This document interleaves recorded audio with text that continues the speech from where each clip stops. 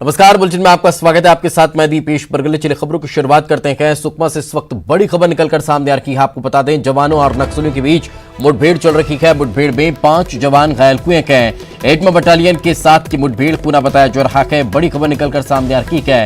इस मुठभेड़ में 5 जवान घायल हुए हैं। इस तरह की जानकारी अभी बताई जा रही है और लंबा समय हो गया है। लंबे समय से मुठभेड़ लगातार चल रही है। ये बड़ा अपडेट निकलकर सामने आ रहा है। बड़ी खबर हम आपको बता रहे हैं। जवानों और नक्सलियों के बीच मुठभेड़ इस वक्त चल रही है। मुठभेड़ में 5 जवानों के घायल होने की जानकारी मिल रही है।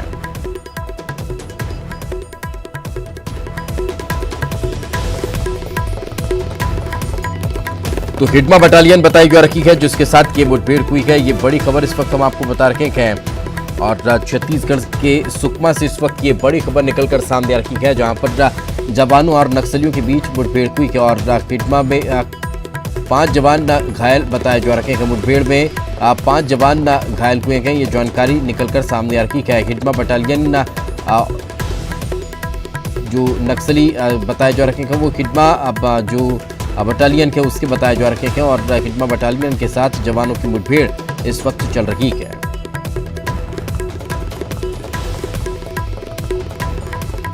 बड़ी खबर निकलकर सामने आ रही है। मुठभेड़ को लेकर ये बड़ा अपडेट हम आप तक पहुंचा देते हैं। 5 जवान घायल बताए जा रहे हैं मुठभेड़ में और अब भी ये मुठभेड़ जारी है। इस तरह की जानकारी निकलकर सामने आ रही है। तो घात लगाकर नक्सलियों ने जवानों पर हमला किया और उसके बाद जवान भी मुंहतोड़ जवाब दे रहे हैं और मुठभेड़ इस वक्त चल रही है और लंबा वक्त हो चुका है। मुठभेड़ लगातार लंबे समय से चली आ रही है। बताएगी जा रहा है काफी वक्त गुजर चुका है। ये मुठभेड़ चल रही है।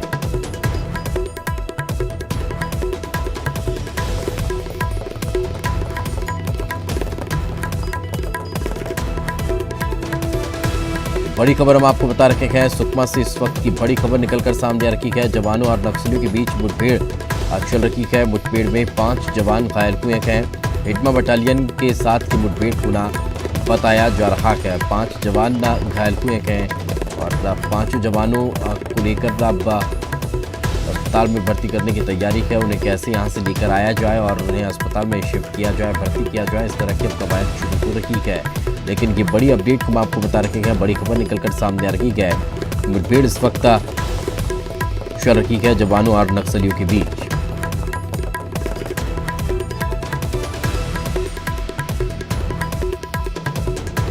तो एक तरफ अभी प्रदेश में कोरोना का कहर लगातार देखने को मिल रहा है। कोरोना के चलते लॉकडाउन जैसी स्थिति छत्तीसगढ़ में नजर आ रही है और उसको लेकर तैयारियां की जा रही है। लेकिन उससे अब इतर मुठभेड़ इस वक्त नक्सली और जवानों के बीच चल रही है। और ज्यादा जानकारी के साथ हमारे सहयोगी विनोद कुशवाहा हमारे साथ जुड़ चुके हैं। विनोद, क्या ताजा अपडेट फिलहाल? देखिए, ताजा अपडेट तो ये है दीपेश कि अभी जो घायल जवान है उन्हें रेस्क्यू करने के लिए हेलीकॉप्टर भेजा गया है। चूंकि रात का वक्त हो चुका है और जिस जगह पर मुठभेड़ चल रही है जवानों के साथ में वो मिनपा और कचारपाल का इलाका कहलाता है। काफी दूर नक्सल प्रभावित इलाका और मिलिट्री कमांडर हिडमा का वो इलाका कहलाता है। तो काफी रिस्की है वो इलाका और वहां से जो घायल जवान है उन्हें रेस्क्यू करने के लिए टीम पहुंची है। बैकअप पार्टी और सपोर्टिंग पार्टी भी रवाना हुई है। लेकिन चूंकि वहां पर नेटवर्क का प्रॉब्लम है, इस वजह से बहुत ज्यादा खबरें नहीं आ रही हैं। संख्या भी एग्जैक्ट स्पष्ट नहीं है कि कितने जवान घायल हुए हैं।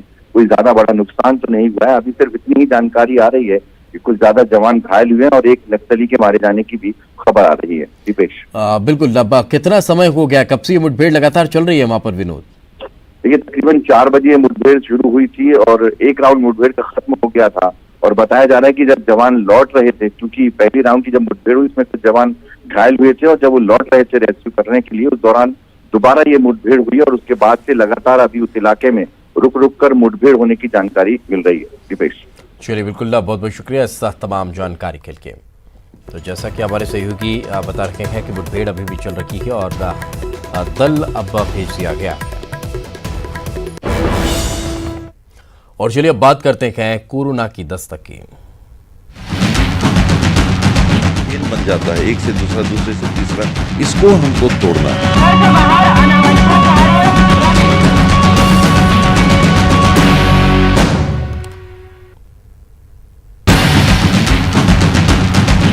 बन जाता है, एक से दूसरा, दूसरे से तीसरा, इसको हमको तोड़ना है।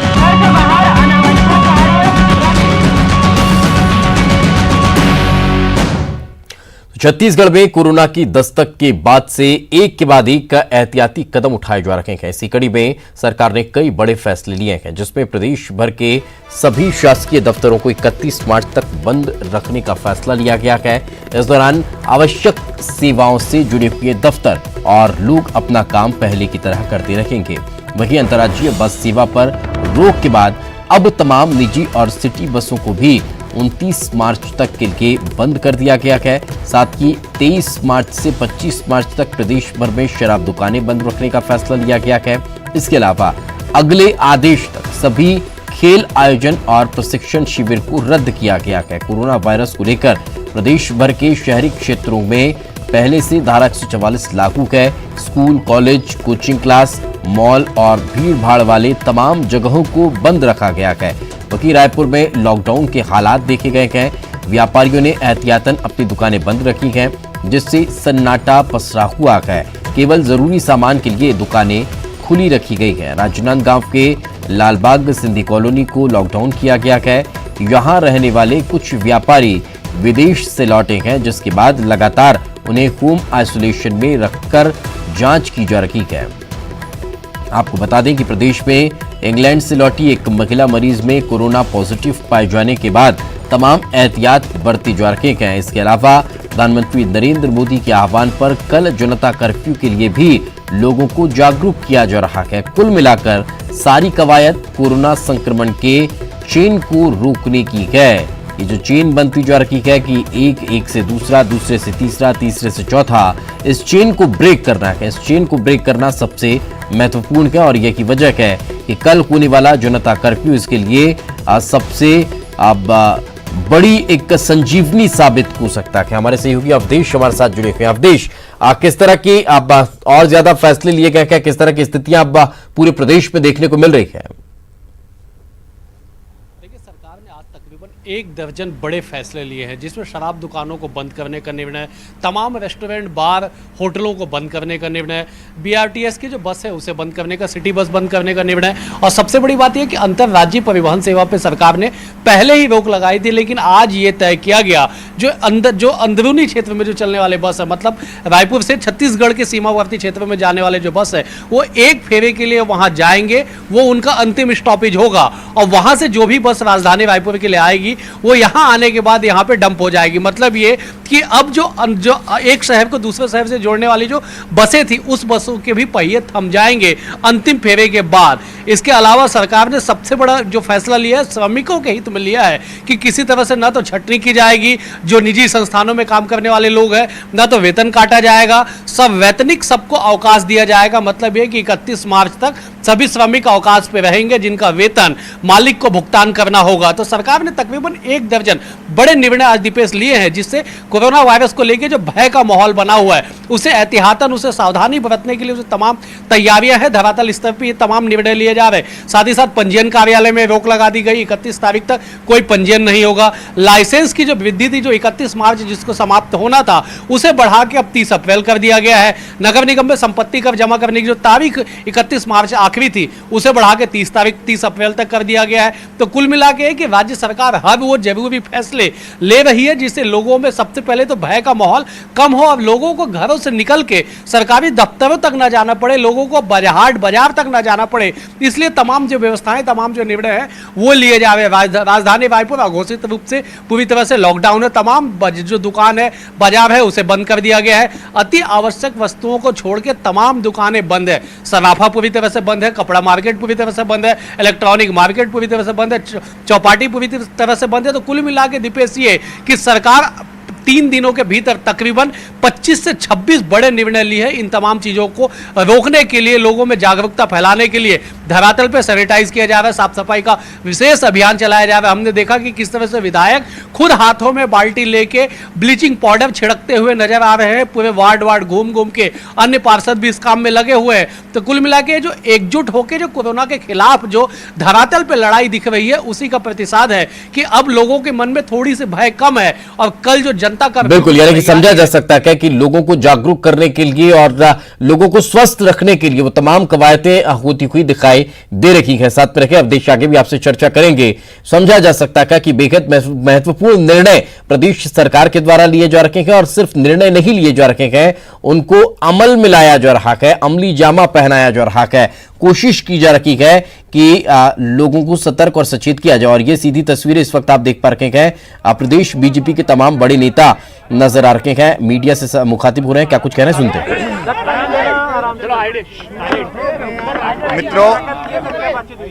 मित्रों, माननीय नेता प्रतिपक्ष जी, लेकिन अब पक्ष नहीं है तो अब क्या कहें, ये समझ में नहीं आ रहा हमें। माननीय प्रदेश अध्यक्ष जी भूपेंद्र जी, शरद कौल जी और कई हम विधायक साथी भी आज महामहिम राज्यपाल महोदय से भेंट करने आए थे। हमारे युवा विधायक भाई शरद कौल जी ने, वो स्वयं बताएंगे, दबाव के कारण इस्तीफा दिया था,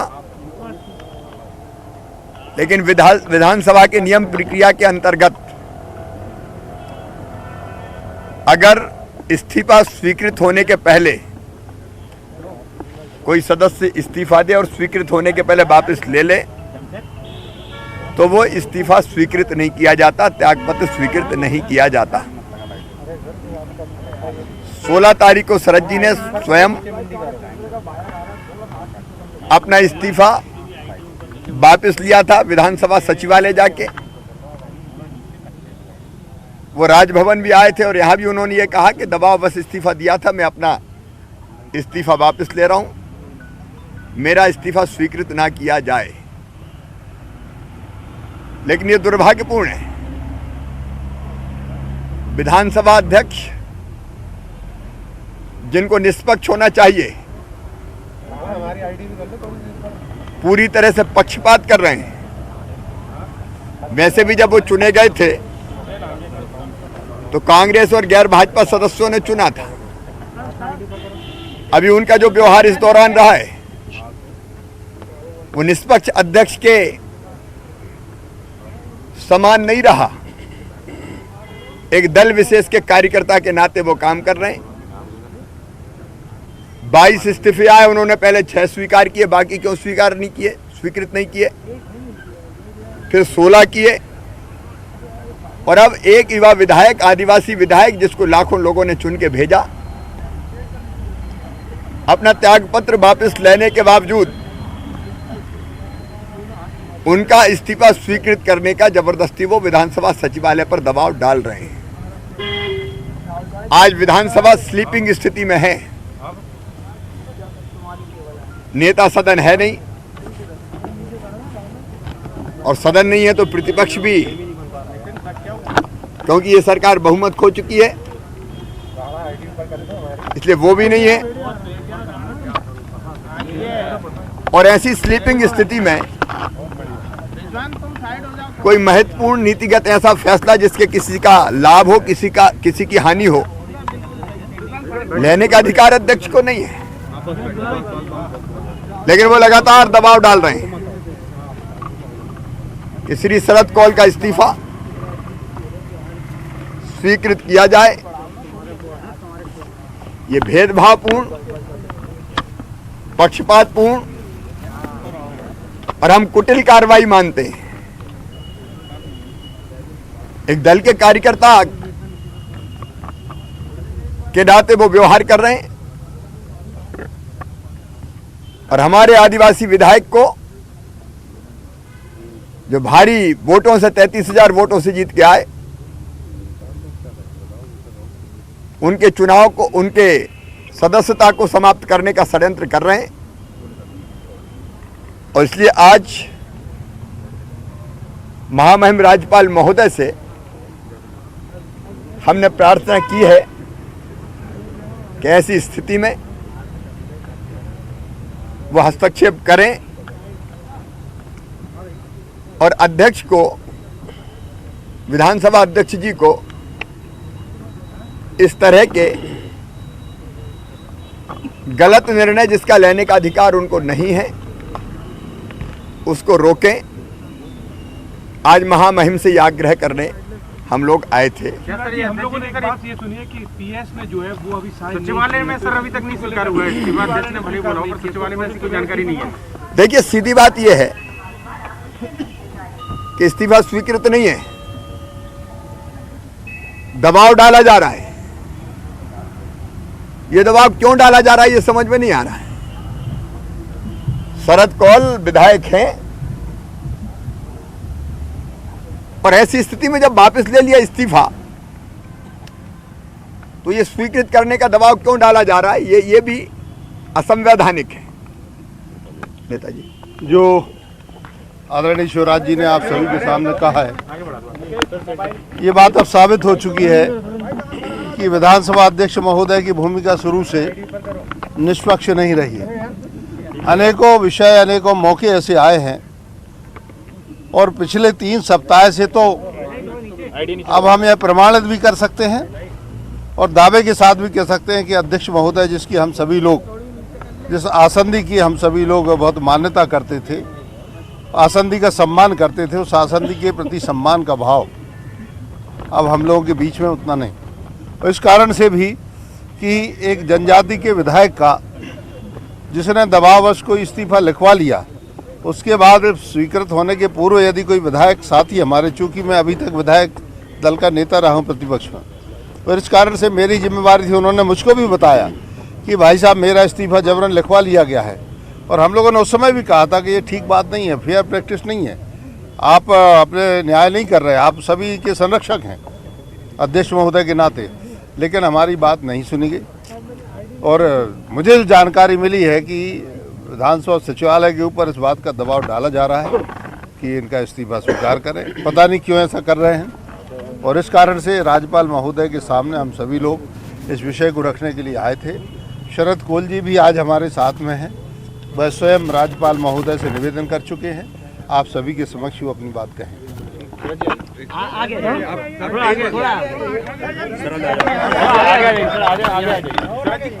क्या दबाव बनाया था? मैं आपको ये बताना चाहता हूँ कि पूर्व के समय में ये राजनीतिक दबाव और अधिकारियों के माध्यम से इन्होंने दबाव बनाना स्टार्ट किया था और दबाव में इन्होंने मुझसे जो है इस्तीफा लिखवाया और इस्तीफा लिखवाने के बाद इन्होंने जो है मुझे अनेकों प्रकार से परेशान करने का पूरा षड्यंत्र रचा इन्होंने। और समय रहते जब मुझे इनके गिरफ्त से जब मैं बाहर निकला, समय रहते मैंने उसको मेल के माध्यम से भी 12 तारीख को और प्रत्यक्ष रूप से उपस्थित होकर माननीय स्पीकर साहब के यहाँ घर भी गया, उनसे मुझे मिलने नहीं दिया गया। फिर मैं विधानसभा में उनके कार्यालय और विधानसभा स्पीकर सचिव AP सिंह जी साहब के पास गया और उनके समक्ष उपस्थित होकर मैंने ये सारी बात बताई और मैंने इस्तीफे वापस लेने की विधिवत मैंने एक पत्र दिया उनको और वो मेरे पास ओसी भी है। इसके बाद भी ये एक आदिवासी विधायक को जो मध्य प्रदेश में अकेला कोल जाति का मैं चुन के आया था, इसको षड्यंत्र पूर्वक इनको अपनी राजनीति दिख रही। एक तरफ ये आदिवासियों के हितैषी सरकार बताती थी अपने आप को, आज इनका असली चेहरा सामने आया है कि इन्होंने आदिवासी एक विधायक को उसकी सदस्यता खत्म करके इनको अपनी उपस्थिति और अपनी सरकार की एक ताकत महसूस कराने की प्रयास कर रहे हैं, जो कि इनको मैं ये वादा करता हूँ, ये बताना चाहता हूँ कि इनको ये जनता जनार्दन कभी माफ़ नहीं करेगी। इस बात के लिए तो मैं कंफर्म हूँ कि मेरे पास पर्याप्त इनको दिखाने के लिए साक्ष्य है कि मैं उपस्थित होकर वहाँ पर इस्तीफा वापस ले चुका हूँ, लेकिन इन्होंने मेरे उसको दरकिनार करके इन्होंने एक तरफा फैसला किया है। आप बीजेपी के साथ थे, बीजेपी के साथ रहे? 100% मैं बीजेपी के साथ निर्वाचित हुआ था, अभी भी हूँ और 5 साल विधायक रहते हुए भी और भविष्य में भी मैं भारतीय जनता पार्टी की सेवा में निरंतर अपनी जनता जनार्दन के लिए उनकी सेवा में तत्पर तैयार हूँ। देखिए सारी बात हो गई है, मैं केवल एक बात बोल रहा हूँ कि जो कांग्रेस कमलनाथ जी और दिग्विजय सिंह हॉर्स ट्रेडिंग का आरोप भारतीय जनता पार्टी के ऊपर लगा रहे थे, आज आपने देखा कि इस्तीफा देने के बाद और सरकार के जाने के बाद भी उनके विधानसभा के अध्यक्ष कांग्रेस के कार्यकर्ता की भूमिका में आकर आज भी वो हॉर्स ट्रेडिंग करने का प्रयास कर रहे हैं कि हमारे आदिवासी विधायक को जो समय रहते उन्होंने अपना इस्तीफा वापस लिया था, महामहिम राज्यपाल को भी दिया, विधानसभा अध्यक्ष को दिया, वो नहीं मिले, उन्होंने कर्तव्य की अवहेलना की है। एक विधायक जाकर के वो उपस्थित हो रहा है, वो उनसे नहीं मिल रहे हैं। वहां के सेक्रेटरी को जाकर के विधानसभा के वो जाकर के उन्होंने इस्तीफा अपना वापस लेने के लिए पत्र दिया और इसी बात के लिए वो विधानसभा के सचिवालय पर दबाव डालने का प्रयास कर रहे हैं कि आप उस पत्र को मानो मत। हॉर्स ट्रेडिंग किसको कहते हैं? हॉर्स ट्रेडिंग इसको कहते हैं। इसलिए मेरा तो ऐसा मानना है कि सरकार तो उनकी गई है, विधानसभा अध्यक्ष के खिलाफ वैधानिक और कानूनी कार्रवाई भी होनी चाहिए। शिवराज जी दावा पेश किया गया। चलिए फिलहाल रुकेंगे एक छोटे से ब्रेक के लिए, ब्रेक के बाद जल्द हाजिर होंगे।